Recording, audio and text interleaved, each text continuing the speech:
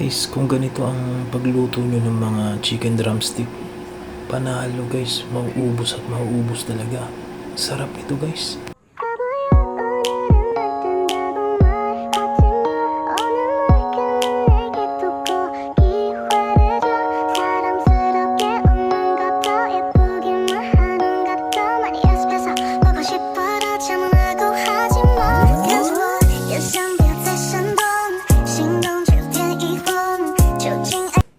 Ayan guys, bumili nga ako ng 3 kilong drumstick.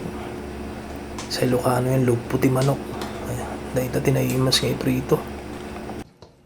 Ganito naman ang gawin nyo guys, para hindi magka-bloody yung mga drumstick nyo or yung log po ng manok nyo. Kasta ti aramidin nyo guys. Tudukin nyo iti tangan ti mayo. Tapos ipaikot-ikot nyo guys. Ayan guys, tusukin nyo siya ng thumb nyo. Yan, dyan sa buto na part na yan. Tapos ipaikot nyo siya guys sa loob hanggang maghiwalay yung laman sa buto. Pag nagawa nyo yan guys, sure na kayo na hindi magkaka-bloody yung drumstick chicken nyo pag naprito. Heto guys, minarinate ko pa pala siya. Nilagay ko yan sa ref overnight para manuot yung lasa niyan guys. Yung pag marinate guys, ala na lang kayo guys kung anong gusto nyo. Marami namang nabibiling marinated sauce. Depende na lang sa panlasa nyo guys. And di ko na kasi ito na video guys. Masarap yung pag marinate ko dyan. Di ko na lang nakuha ng video. Busy na kasi. Yan guys, pagka ano nyo dyan, lagay nyo sa strainer.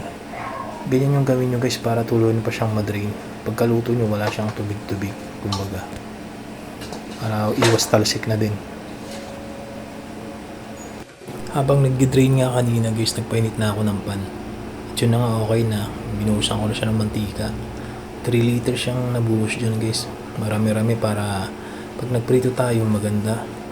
Lubog yung chicken natin. Ganito guys ang gawin nyo sa pag-check ng mantika nyo kung pwede na siyang pagprituhan. Yan, maglagay kayo ng isa. Hintayin nyo yung lumutang yan guys. Pag lumutang yan, pwede na. Yan ang technique dyan. Ang ganda ng pagkaluto guys. Panalo, perfect. Ganyan ang pagluto ng drumstick guys, na walang breader. Sa akin kasi mas masarap yung walang breader na manok. Isa yung lalagyan mo pa ng ari-ari na dyan. Ang pangit ng lasa, parang malansa. Ito guys, walang lansa. Ang bango pa. Panalo guys. Gawin nyo to guys, promise. Hindi kayo magsisisi. Please follow and share guys. Salamat. Ingat po tayo.